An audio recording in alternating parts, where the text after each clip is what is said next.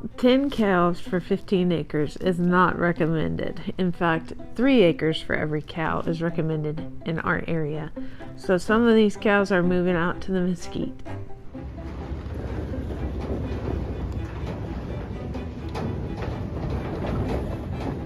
Well, Peppermint Patty had a little bit of an accident on Schroeder here. I hope he got in the water when we got to the mesquite. And going to the mesquite are Frida and her baby Schroeder, Lucy and her baby Violet, Peppermint Patty, and Bowie, our steer.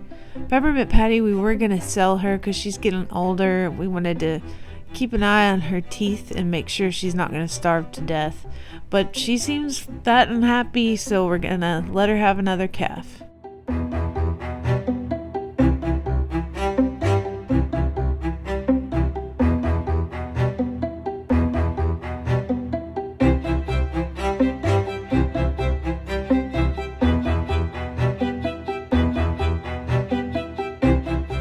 Peppermint Patty's actually been here before. She was bred to an Angus bull that was out here, and that is Sally's dad. And Frida was born out here.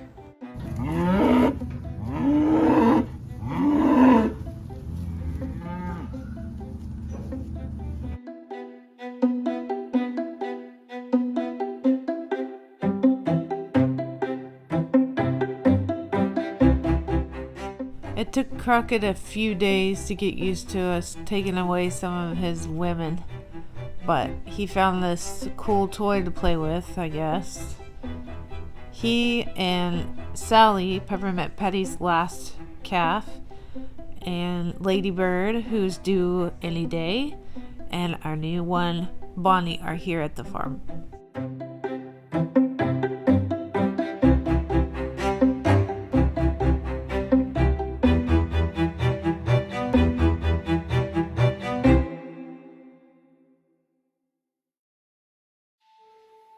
We were here early this day to get the trailer again to move some pigs to the processor. It's bittersweet, but that's what we raise them for. The proper rooster ratio is about 1 rooster to every 20 hens.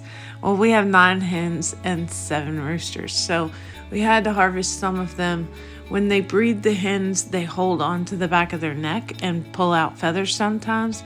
And sometimes it can be quite aggressive, like this one. I've been treating her with blue coat, and she's doing great. We kept a white rooster, and behind him is, I don't know what color they would normally call this, but he's got a green tail. He's so pretty. Our flock at the house is getting kind of small, so we went ahead and bought 4 more chicks, 2 golden sex links, and 2 sapphire blue barred rock. I named them Elsa, Anna, Winter, and Autumn.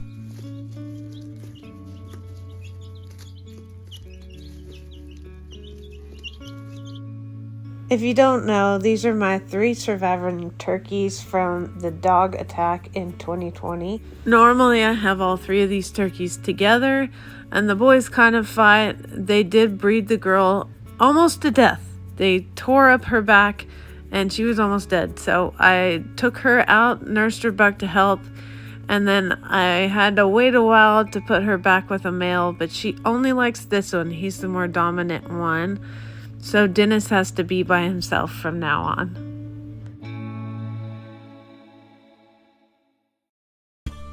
This is a wood pile from the old barn. We were going to try to salvage these, and they are not salvageable, so we're burning them today because the goats keep getting on them, and there's nails in there.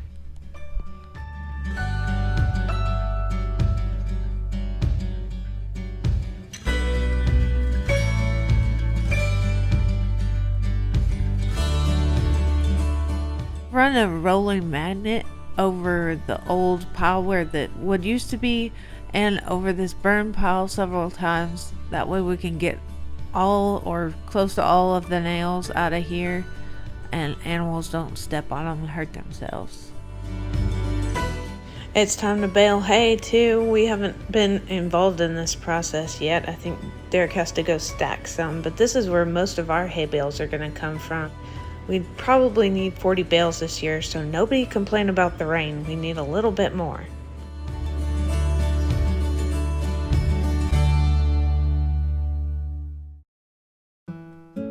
I'm going to try to take care of the pests in the garden this year and spray every 5 to 7 days. I'll try. I'm using this BT. It's actually organic. The two biggest ones are the tomato hornworm and the squash bug. I just used this little 3-gallon sprayer I got on Amazon and put a little bit of that BT in there. It's a concentrate, so it's more cost effective. I like to use this stored up rainwater for anything in the garden because it just makes things grow better. Of course, if we don't start getting rain again, we're gonna have problems. You're trying to get the leaves on the tops and bottoms, so I just use kind of a circular motion and douse them as good as I can. I've never really had a problem with squash bugs on the cucumbers, probably because they taste gross. Those are for Derek. My green beans get attacked by tomato fruit worms. They put these little holes in there and eat the beans out. You can still use those, just cut off the damaged parts. Biggest pests to my strawberries are rodents. They like to eat them right when they're ripe, so I pick them a little bit short of that. The strawberries have been doing great though. We made strawberry ice cream and I just made strawberry jam. We've also got little baby watermelons. Hopefully I can keep the raccoons off of those.